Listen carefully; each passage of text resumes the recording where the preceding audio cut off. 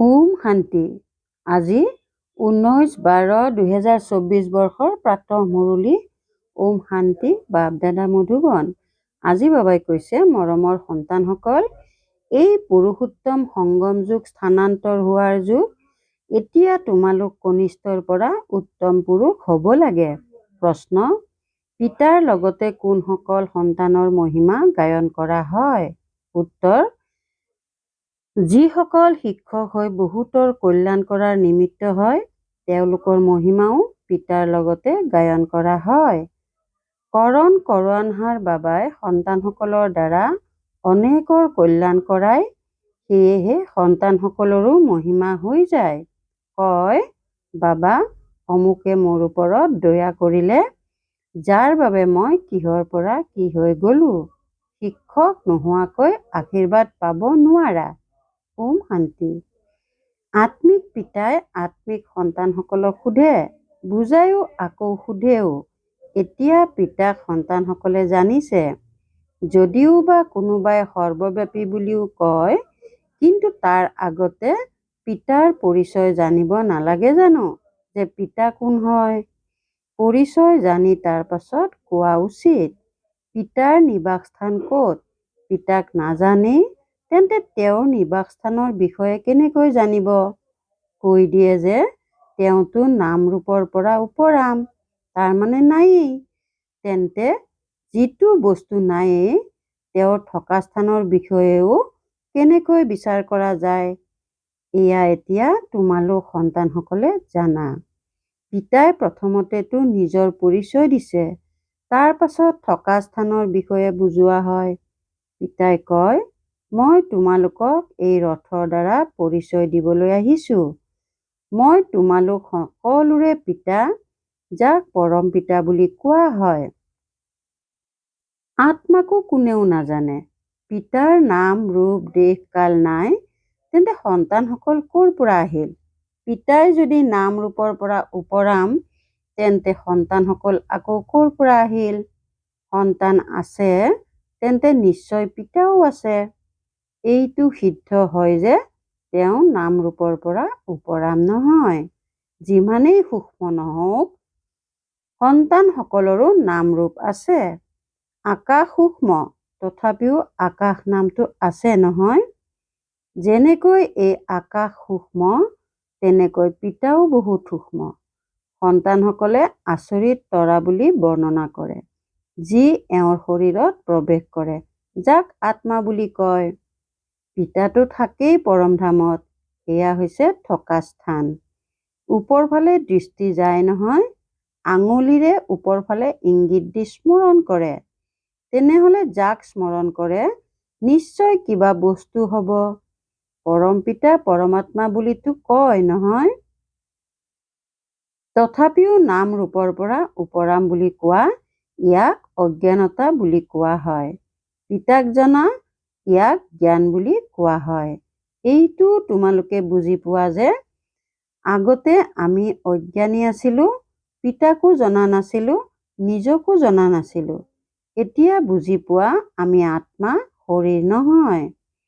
আত্মাক অবিনাশী বুলি কোৱা হয়, তেন্তে নিশ্চয় কিবা বস্তু নহয় জানো? অবিনাশী কোনো নাম নহয়। অবিনাশী অৰ্থাৎ যাৰ বিনাশ নহয়, তেন্তে নিশ্চয় কিবা বস্তু হয়। সন্তানসকলক ভালদৰে বুজোৱা হৈছে, মৰমৰ সন্তানসকল, যাক সন্তান বুলি কয়, সেই আত্মাসকল অবিনাশী। এয়া আত্মাসকলৰ পিতা পৰম পিতা পৰমাত্মাই বহি বুজায়। এই খেল এবাৰেই হয়, যেতিয়া পিতা আহি সন্তানসকলক নিজৰ পৰিচয় দিয়ে। ময়ো ভাৱৰীয়া হওঁ, কেনেকৈ ভূমিকা পালন কৰোঁ, এয়াও তোমালোকৰ বুদ্ধিত আছে। পুৰণি অৰ্থাৎ পতিত আত্মাক নতুন পাৱন কৰি তোলো, সেয়েহে তাত তোমালোকৰ শৰীৰো ফুলৰ দৰে হয়। এয়াতো বুদ্ধিত আছে নহয়। এতিয়া তোমালোকে বাবা বাবা বুলি কোৱা, এয়া ভূমিকা চলি আছে। আত্মাই কয়, আমাৰ সন্তানসকলক শান্তিধাম ঘৰলৈ লৈ যাবলৈ বাবাৰ আগমন হৈছে। শান্তিধামৰ পাছত হয়েই সুখধাম। শান্তিধামৰ পাছত দুখধাম হ'ব নোৱাৰে। নতুন সৃষ্টিত সুখ বুলিয়ে কোৱা হয়। এই দেৱী দেৱতাসকল যদি চৈতন্য হয় আৰু এওঁলোকক কোনোবাই সোধে আপোনালোক ক'ৰ নিবাসী, তেতিয়া ক'ব আমি স্বৰ্গৰ নিবাসী। এতিয়া এই জড় মূৰ্তিয়েতো ক'ব নোৱাৰে। তোমালোকেতো ক'ব পাৰা নহয়, আমি আচলতে স্বৰ্গৰ নিবাসী দেৱী দেৱতা আছিলোঁ। আকৌ 84 চক্ৰ পৰিক্ৰমা লগাই এতিয়া সংগমত আহিছোঁ। এয়া হৈছে স্থানান্তৰ হোৱাৰ পুৰুষোত্তম সংগম যুগ। সন্তানসকলে জানে আমি বহুত উত্তম পুৰুষ হওঁগৈ। আমি প্ৰত্যেক 5000 বছৰ পাছত শতপ্ৰধান হওঁ। শতপ্ৰধানো ক্ৰমানুসৰি বুলি কোৱা হ'ব। এই গোটেই ভূমিকা আত্মাৰ প্ৰাপ্ত হৈছে। এনেকৈ কোৱা নহয় যে মনুষ্যৰ ভূমিকা প্ৰাপ্ত হৈছে। আমাৰ অৰ্থাৎ আত্মাসকলৰ ভূমিকা প্ৰাপ্ত হৈছে। মই আত্মাই 84 জন্ম লওঁ। আমি আত্মাসকল উত্তৰাধিকাৰী। উত্তৰাধিকাৰী সদায় পুৰুষ হয়, মহিলা নহয়। গতিকে এতিয়া তোমালোক সন্তানসকলে এইটো দৃঢ়ভাৱে বুজিব লাগে, আমি সকলো আত্মা পুৰুষ। সকলোৱে বেসদৰ পিতাৰ পৰা উত্তৰাধিকাৰ লাভ কৰে। সদৰ লৌকিক পিতাৰ পৰা কেৱল পুত্ৰসকলেহে উত্তৰাধিকাৰ পায়, কন্যাসকলে নাপায়। এনেকুৱাও নহয় যে আত্মা সদায় মহিলাই হয়। পিতাই বুজায়, তোমালোক আত্মাসকলে কেতিয়াবা পুৰুষৰ কেতিয়াবা মহিলাৰ শৰীৰ লোৱা। এই সময়ত তোমালোক সকলো পুৰুষ। সকলো আত্মাই এজন পিতাৰ পৰা উত্তৰাধিকাৰ পায়। সকলোৱে সন্তান। সকলোৰে পিতা এজন। পিতাইও কয়, হে সন্তানসকল, তোমালোক সকলো আত্মা পুৰুষ, মোৰ আত্মিক সন্তান। আকৌ ভূমিকা পালন কৰিবলৈ পুৰুষ মহিলা দুয়োৰে প্ৰয়োজন। তেতিয়াহে মনুষ্য সৃষ্টিৰ বৃদ্ধি হ'ব। এই কথাবোৰ তোমালোকৰ বাহিৰে আন কোনেও নাজানে। যদিও কয় আমি সকলো ভাই ভাই, কিন্তু বুজি নাপায়। এতিয়া তোমালোকে কোৱা, বাবা, আপোনাৰ পৰা আমি অনেকবাৰ উত্তৰাধিকাৰ লাভ কৰিছোঁ। আত্মাৰ এইটো দৃঢ় হৈ যায়। আত্মাই পিতাক নিশ্চয় স্মৰণ কৰে। অ' বাবা, দয়া কৰক। বাবা, এতিয়া আপুনি আহক। আমি সকলো আপোনাৰ সন্তান হ'ম। দেহ সহিত দেহৰ সকলো সম্বন্ধ এৰি আমি আত্মাসকল আপোনাকেই স্মৰণ কৰিম। পিতাই বুজাইছে, নিজক আত্মা বুলি বুজি মোক পিতাক স্মৰণ কৰা। পিতাৰ পৰা আমি উত্তৰাধিকাৰ কেনেকৈ পাওঁ? প্ৰত্যেক 5000 বছৰ পাছত আমি এই দেৱতা কেনেকৈ হওঁ, এয়াও জনা উচিত, নহয় জানো? স্বৰ্গৰ উত্তৰাধিকাৰ কাৰ পৰা পাওঁ, এয়া এতিয়া তোমালোকে বুজিছা। পিতাটো স্বৰ্গবাসী নহয়। সন্তানসকলক স্বৰ্গবাসী কৰি তোলে, নিজেতো নৰকলৈ আহে। তোমালোকে পিতাক মাতাও নৰকলৈয়ে, যেতিয়া তোমালোক তমোপ্ৰধান হোৱা। এয়া তমোপ্ৰধান সৃষ্টি নহয় জানো? শতপ্ৰধান সৃষ্টি আছিল। 5000 বছৰ পূৰ্বে এওঁলোকৰ ৰাজ্য আছিল। এই কথাবোৰ এই পঢ়াক এতিয়া তোমালোকে জানিছা। এয়া হৈছে মনুষ্যৰ পৰা দেৱতা হোৱাৰ পঢ়া। মনুষ্যৰ পৰা দেৱতা কৰি তুলিবলৈ ভগৱানৰ সময় নালাগে। সন্তান হোলা আৰু উত্তৰাধিকাৰী হোলা। পিতাই কয়, তোমালোক সকলো আত্মা মোৰ সন্তান। তোমালোকক উত্তৰাধিকাৰ দিওঁ। তোমালোক ভাই ভাই। নিবাস স্থান হৈছে মূলধাম অথবা নিৰ্বাণ ধাম, যাক নিৰাকাৰী সৃষ্টি বুলিও কয়। সকলো আত্মা তাত থাকে। এয়া সূৰ্য চন্দ্ৰৰো সিপাৰে। এয়া তোমালোকৰ মৰমৰ শান্তিৰ ঘৰ। কিন্তু তাততো বহি যাব নালাগে। বহি কি কৰিবা? সেয়াতো যেন জ্বৰ অৱস্থা হৈ গ'ল। আত্মাই যেতিয়া ভূমিকা পালন কৰে, তেতিয়া চৈতন্য বুলি কোৱা হয়। চৈতন্য হ'লেও যদি ভূমিকা পালন নকৰে, তেন্তে জ্বৰ নহ'ল জানো? তোমালোক ইয়াত থিয় হৈ যোৱা, হাত ভৰি নচলাবা, তেতিয়া জড় বস্তুৰ দৰেই হ'লা। তাততো স্বভাৱগত শান্তি থাকে। আত্মা যেন জড়, কোনো ভূমিকা পালন নকৰে। শোভাটো ভূমিকা পালন কৰাতেই নাই জানো? শান্তিধামত কি শোভা হ'ব? আত্মা সুখ দুখৰ আকৰ্ষণৰ পৰা উপৰাম হৈ থাকে। যদি কোনো ভূমিকা পালন নকৰে, তেনেহ'লে তাত থাকি কি লাভ? প্ৰথমে সুখৰ ভূমিকা পালন কৰিব লাগে। প্ৰত্যেকেই প্ৰথমৰ পৰাই ভূমিকা লাভ কৰিছে। কিছুমানে কয়, আমাকতো মুক্তি লাগে। পানীৰ বুৰবুৰণি পানীত মিলি গ'ল, বছ, আত্মা যেন নায়েই। একোৱেই ভূমিকা পালন নকৰিলে তেতিয়া জড় বুলিয়েই ক'ব।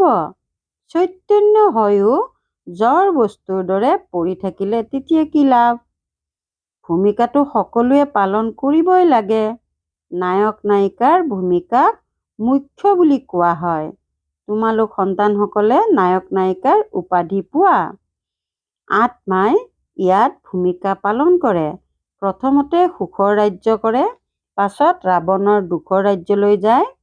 এতিয়া পিতাই কয়, তোমালোক সন্তানসকলে সকলোকে এইটো বাৰ্তা দিয়া। শিক্ষক হৈ আনক বুজোৱা। যিসকল শিক্ষক নহয়, তেওঁলোকৰ পদ কম হ'ব। শিক্ষক হ'ব নোৱাৰিলে কাৰোবাৰ আশীৰ্বাদ কেনেকৈ পাবা? কাৰোবাক পইচা দিলে তেতিয়া তেওঁ বহুত আনন্দিত হ'ব নহয়। অন্তৰেৰে বুজি পাই বিকে সকলে আমাৰ ওপৰত দয়া কৰে। আমাক কিহৰ পৰা কি কৰি তোলে। এনেটো মহিমা এজন পিতাৰেই কৰে।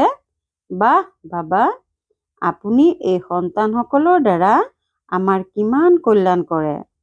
কাৰোবাৰ দ্বাৰাতো হয় নহয়। পিতা কৰণ কৰোৱানহাৰ হয়। তোমালোকৰ দ্বাৰা কৰায়। তোমালোকৰ কল্যাণ হয়। তেতিয়া তোমালোকে আকৌ অন্য পুলি ৰোপণ কৰা। যেনেকৈ যিয়ে সেৱা কৰে, সিমানেই উচ্চ পদ পায়। ৰজা হ'বলৈ হ'লে প্ৰজাও তৈয়াৰ কৰিব লাগিব। পাছত যিসকলে ভাল নম্বৰ ল'ব, তেওঁলোকো ৰজা হয়। মালা তৈয়াৰ হয়। নিজকে সোধা উচিত, মই মালাত কেই নম্বৰ হ'মগৈ? ৯ ৰত্ন মুখ্য নহয় জানো? মাজত হীৰাতুল্য কৰি গঢ়ি তোলো তাজন। হীৰাক মাজত ৰাখে। মালাত ওপৰত ফুলো আছে নহয়। অন্তিমত তোমালোকে গম পাবা কোনসকল মুখ্য দানা হয়, যি ৰাজবংশত আহিব। অন্তিমত তোমালোক সকলোৰে সাক্ষাৎকাৰ নিশ্চয় হ'ব। দেখিবা কেনেকৈ এই সকলোৱে শাস্তি খায়। আৰম্ভণিত দিব্য দৃষ্টিৰে তোমালোকে সূক্ষ্মধামত দেখিছিলা। এয়াও গুপ্ত। আত্মাই শাস্তি ক'ত খায়, এয়াও ড্ৰামাত ভূমিকা আছে। গৰ্ভ কাৰাগাৰত শাস্তি পায়। কাৰাগাৰত ধৰ্মৰাজক দেখে, তেতিয়া কয় বাহিৰলৈ উলিওৱা। বেমাৰ আদি হয়, এয়াও কৰ্মৰ হিচাপ নহয় জানো? এই সকলো বুজিবলগীয়া কথা। পিতাইতো নিশ্চয় সঠিক কথাই শুনাব নহয়। এতিয়া তোমালোকে সত্যনিষ্ঠ হোৱা। সত্যনিষ্ঠ বুলি তেওঁলোকক কোৱা হয়, যিসকলে পিতাৰ পৰা বহুত শক্তি লয়। তোমালোক বিশ্বৰ মালিক হোৱাগৈ নহয়। কিমান শক্তি থাকে? যুদ্ধ আদিৰ কথাই নাই। শক্তি কম হ'লে কিমান কাজিয়া হৈ যায়। তোমালোক সন্তানসকলে আধা কল্পৰ বাবে শক্তি লাভ কৰা। সেয়াও পুৰুষাৰ্থৰ ক্ৰম অনুসৰি। একে সমান শক্তি পাব নোৱাৰে। একে সমান পদো নোপোৱা।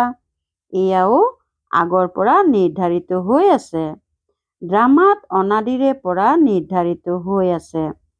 কোনোবা শেষৰ ফালে আহে। এটা দুটা জন্ম ল'লে আৰু শৰীৰো এৰিলে। যেনেকৈ দীপাৱলীত মহৰ যেনেকুৱা অৱস্থা হয়, ৰাতি জন্ম লয়, ৰাতিপুৱা মৰি যায়, সেয়াতো অগণন থাকে। মনুষ্যৰতো তথাপিও গণনা হয়। প্ৰথমতে যিসকল আত্মা আহে, তেওঁলোকৰ আয়ুস কিমান বেছি হয়। তোমালোক সন্তানসকল আনন্দিত হোৱা উচিত। আমি বহুত দীঘলীয়া আয়ুসৰ হ'মগৈ। তোমালোকে সম্পূৰ্ণ ভূমিকা পালন কৰা। পিতাই তোমালোককে বুজায়। তোমালোকে কেনেকৈ সম্পূৰ্ণ ভূমিকা পালন কৰা? পঢ়া অনুসৰি ওপৰৰ পৰা ভূমিকা পালন কৰিবলৈ আহা। তোমালোকৰ এই পঢ়া হয়েই নতুন সৃষ্টিৰ বাবে। পিতাই কয়, অনেকবাৰ তোমালোকক পঢ়াওঁ, এই পঢ়া অবিনাশী হৈ যায়। আধা কল্পত তোমালোকে প্ৰালব্ধ পোৱা। সেই বিনাশী পঢ়াৰ দ্বাৰা সুখো অল্পকালৰ বাবে পোৱা যায়।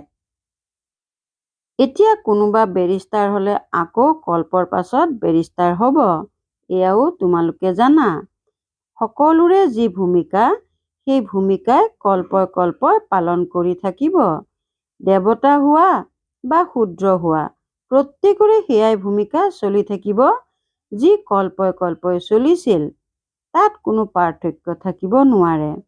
প্ৰত্যেকেই নিজৰ ভূমিকা পালন কৰি থাকে। এয়া সকলো পূৰ্ব নিৰ্ধাৰিত খেল। সোধে, পুৰুষাৰ্থ ডাঙৰ নে প্ৰালব্ধ ডাঙৰ? এতিয়া পুৰুষাৰ্থ অবিহনেতো প্ৰালব্ধ পাব নোৱাৰে। ড্ৰামা অনুসৰি পুৰুষাৰ্থৰ আধাৰত প্ৰালব্ধ পোৱা যায়।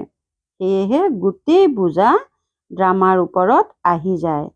পুৰুষাৰ্থ কিছুমানে কৰে, কিছুমানে নকৰে, আহেও, তথাপিতো পুৰুষাৰ্থ নকৰিলে প্ৰালব্ধ নাপায়। গোটেই সৃষ্টিত যি কৰ্মকাণ্ড চলে, সকলো পূৰ্ব নিৰ্ধাৰিত ড্ৰামা। আত্মাত আগৰে পৰা, আদিৰ পৰা অন্তলৈ ভূমিকা নিৰ্ধাৰিত হৈ আছে। যেনেকৈ তোমালোক আত্মাত 84 জন্মৰ ভূমিকা আছে, হীৰাও হয়, কৰিতুল্যও হয়। এই সকলো কথা এতিয়া তোমালোকে শুনিছা। স্কুলত যদি কোনোবা উত্তীৰ্ণ নহয়, তেতিয়া কোৱা হয় এওঁ বুদ্ধিহীন, ধাৰণা নহয়।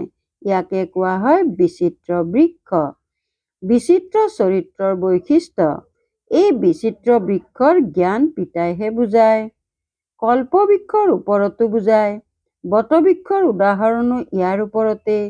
ইয়াৰ শাখা বহুত বিয়পি যায়। সন্তানসকলে বুজি পায়, আমি আত্মাসকল অবিনাশী। শৰীৰটো বিনাশ হৈ যাব, আত্মাইহে ধাৰণ কৰে। আত্মাই 84 জন্ম লয়, শৰীৰটো সলনি হৈ থাকে। আত্মা সেয়াই, আত্মাইহে ভিন্ন ভিন্ন শৰীৰ লৈ ভূমিকা পালন কৰে। এয়া নতুন কথা নহয় জানো? তোমালোক সন্তানসকলেও এতিয়া এইটো বুজনি পাইছা। কল্প পূৰ্বেও এনেকৈ বুজিছিলা। পিতা আহেও ভাৰততে। তোমালোকে সকলোকে বাৰ্তা দি থাকা, এনেকুৱা কোনো নাথাকিব যিয়ে বাৰ্তা নাপাব। বাৰ্তা পোৱাটো সকলোৰে অধিকাৰ। আকৌ পিতাৰ পৰা উত্তৰাধিকাৰো ল'ব। কিবা অলপতো শুনিব নহয়? তথাপিও পিতাৰ সন্তান হয় নহয়। পিতাই বুজায়, মই তোমালোক আত্মাসকলৰ পিতা। মোৰ দ্বাৰা এই ৰচনাৰ আদি মধ্য অন্তক জনা বাবে তোমালোকে এই পদ পোৱা। বাকী সকলো মুক্তিত গুচি যায়। পিতাইতো সকলোৰে সদ্গতি কৰে। গায়ন কৰে, অহো বাবা, আপোনাৰ লীলা। কি লীলা? কেনেকুৱা লীলা? এই পুৰণি সৃষ্টিক সলনি কৰাৰ লীলা। এয়া জনা উচিত নহয় জানো? মনুষ্যই জানিব নহয়। পিতা আহি তোমালোক সন্তানসকলকহে সকলো কথা বুজায়। পিতা জ্ঞানেৰে পৰিপূৰ্ণ। তোমালোককো নলেজফুল কৰি তোলে। তোমালোক ক্ৰমানুসৰি হোৱা। বৃত্তি লওঁতাক জ্ঞানেৰে পৰিপূৰ্ণ বুলিয়ে ক'ব। ভাল বাৰু, অতি মৰমৰ কল্পৰ পাছত পুনৰাই মিলিত হোৱা সন্তানসকলৰ প্ৰতি মাতা পিতা বাপ দাদাৰ স্নেহপূৰ্ণ স্মৰণ আৰু সুপ্ৰভাত। আত্মিক পিতাৰ আত্মিক সন্তানসকলক নমস্কাৰ। ধাৰণাৰ বাবে মুখ্য সাৰ 1 নম্বৰ, সদায় এইটো স্মৃতিত থাকিব লাগে যে আমি আত্মা পুৰুষ। আমি পিতাৰ পৰা সম্পূৰ্ণ উত্তৰাধিকাৰ ল'ব লাগে। মনুষ্যৰ পৰা দেৱতা হোৱাৰ পাঠ পঢ়িব আৰু পঢ়াব লাগে। 2 নম্বৰ, গোটেই সৃষ্টিত যিয়েই কৰ্মকাণ্ড চলে, এয়া সকলো পূৰ্ব নিৰ্ধাৰিত ড্ৰামা। ইয়াত পুৰুষাৰ্থ আৰু প্ৰালব্ধ দুয়োটাই নিহিত হৈ আছে। পুৰুষাৰ্থ অবিহনে প্ৰালব্ধ পাব নোৱাৰি, এই কথাটি ভালকৈ বুজিব লাগে। বৰদান, যিকোনো সেৱা সঁচা মনেৰে বা নিষ্ঠাৰে কৰোঁতা সঁচা আত্মিক সেৱাধাৰী হোৱা। যিকোনো সেৱা সঁচা মনেৰে বা নিষ্ঠাৰে কৰোঁতা সঁচা আত্মিক সেৱাধাৰী হোৱা। সেৱা যিয়েই নহওক সেয়া সঁচা মনেৰে নিষ্ঠাৰে কৰিলে 100 নম্বৰ পোৱা যায়। সেৱাত যাতে খিংখিঙীয়া নোহোৱা, সেৱা মাথো কৰিব লাগে বাবাই, কৰিব নালাগে। তোমালোকৰ সেৱা হয়েই, নষ্ট হোৱাটোক ঠিক কৰা, সকলোকে সুখ দিয়া, আত্মাসকলক যোগ্য আৰু যোগী কৰি তোলা, অপকাৰীসকলৰ উপকাৰ কৰা, সময়ত প্ৰত্যেককে সংগ বা সহযোগ দিয়া। এনেকুৱা সেৱা কৰোতাসকলে সঁচা আত্মিক সেৱাধাৰী।